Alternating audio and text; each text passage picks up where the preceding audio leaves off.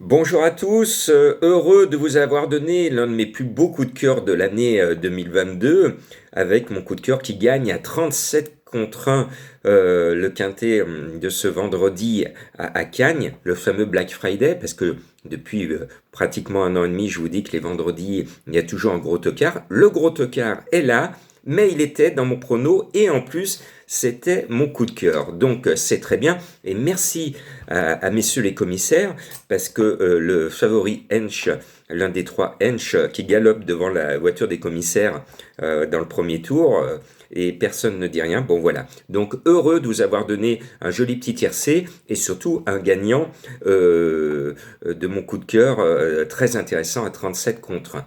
On retourne à Cannes-sur-Mer, on n'est pas rancunier, au galop, donc 0 sur 5. On l'a vu encore cette semaine, j'ai bien fait de vous dire du 0 sur 5 avec du 50 contre un deuxième. Donc si vous avez vraiment envie de jouer, allez-y. Sinon, attendez le quintet de dimanche. Allez faire vos courses sur les autres réunions parce que ça va décoiffer encore. Bon, je mets un cheval qui court après son tiercé depuis très longtemps et qui n'arrive pas à la rattraper. C'était l'ancien cheval de Monsieur Quintet, Stéphane Pasquier, et je tente de le mettre en tête alors qu'il vient de nous ruiner parce que Monsieur Prodhomme la dernière fois nous a mis, et il en a mis trois. Les trois avaient une chance et pas un, pas deux, pas trois dans le Quintet. Bon, c'est Cannes-sur-Mer. Là, il en a un qui a tiré le 1 à la corde, 1500 mètres avec virage, les petits numéros vont être avantagés. Donc je tente le coup parce que ça fait tellement longtemps que ce cheval se donne à fond pour gagner son tiercé. Ici on est à Cagnes, après les quintets seront plus relevés soit à Paris, soit à Deauville. Donc moi je serai lui, c'est le moment ou jamais de gagner son tiercé. Donc je le mets en tête et puis après on va mettre Monsieur Quintet qui, lui, n'est plus sur la guerre d'argent parce que le cheval a changé d'entraînement. Mais il est sur Cluster, le 10, et bravo à son entraîneur, parce que le cheval a 5 ans, et dans le passé, quand le cheval est né, il a trouvé le nom d'actualité, d'une malheureuse actualité. Ce 10, Cluster, va essayer de nous contaminer, en tout cas c'est fait, parce que tout le monde parle de lui, tout le monde va le jouer, on est tous contaminés par ce numéro 10. Donc pour une fois qu'il y a un bon virus qui nous fait peut-être gagner des sous s'il est à l'arrivée, mais on l'a vu tout au long de l'hiver, les favoris au galop à Cagnes ne sont là avant le départ, mais pas à l'arrivée.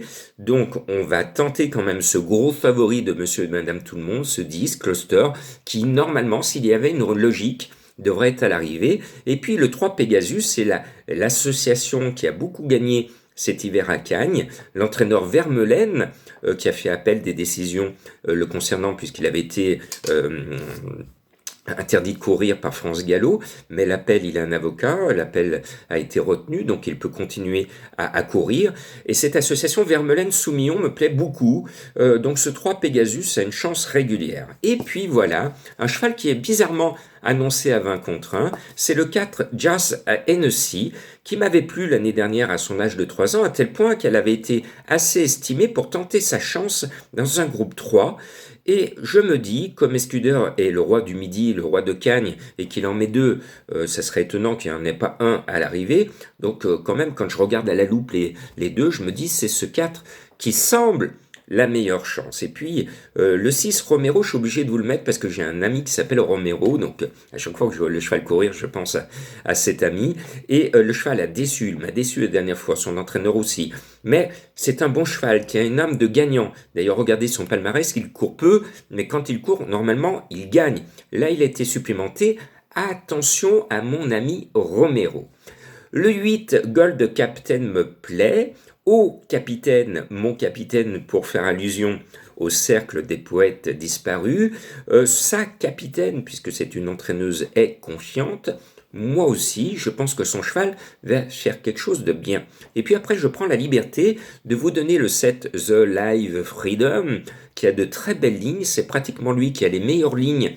Le croisement entre tous les adversaires du jour et d'autres chevaux de handicap. Ce set me plaît beaucoup et je pense qu'il va faire quelque chose de bien. Et puis comme j'ai oublié Carioca, le cheval de Madame Colombo jeudi, qui a fait l'arrivée à Bellecote, Madame Colombo m'a dit tu devrais prendre l'habitude de mettre mon cheval en huitième. Donc on va voir si la méthode de Madame Colombo va me permettre de vous donner la bonne arrivée avec son tocard, le 16 Freeboard, qui est bien, qui est un peu lâché au poids. Ce n'est pas un soleil sur le papier. Normalement, je ne l'aurais pas mis dans ma sélection si elle ne m'avait pas donné ce numéro 16. Pour ceux qui me suivent de façon récente, la méthode de Madame Colombo, qui est désormais célèbre, c'est la méthode de Jean-Marc de vous dire, regardez à gauche, à droite, la première personne qui ne connaît rien aux courses que vous voyez proche de vous, vous lui tendez le journal en disant, tiens, donne-moi un numéro. Cette personne va vous donner très souvent un numéro au hasard, hein, c'est le but du jeu, et cette personne va vous donner souvent un cheval qui pour vous n'a pas de chance, mais sur le poteau d'arrivée sera là à belle cote et va vous faire gagner des sous. C'est cela, la méthode de Madame Colombo. Et je termine par quelque chose que vous aimez bien, le cheval mystère, pour trouver cette énigme du jour. C'est pas la question du PMU, moi c'est mieux. C'est l'énigme du jour, parce qu'il faut chercher le cheval qui court, et avec l'allusion que je vous donne, pour vous éclairer un petit peu, certains ou certaines d'entre vous trouvent, d'autres cherchent encore. Voilà, si je vous donne tout, si c'est très facile, comme on le voit à la télé, ils nous posent des questions, c'est tellement facile, parce qu'il faut que les gens téléphonent, payent des sous en téléphonant, donc ils vous donnent pratiquement la réponse dans la question. Moi non, c'est compliqué, il faut faire un effort. Bon, je préside l'association Donner la main, don de soi. Eh bien, si je lui donne la main, eh bien, on va toucher au divin. Allez, cherchez bien. Bon week-end.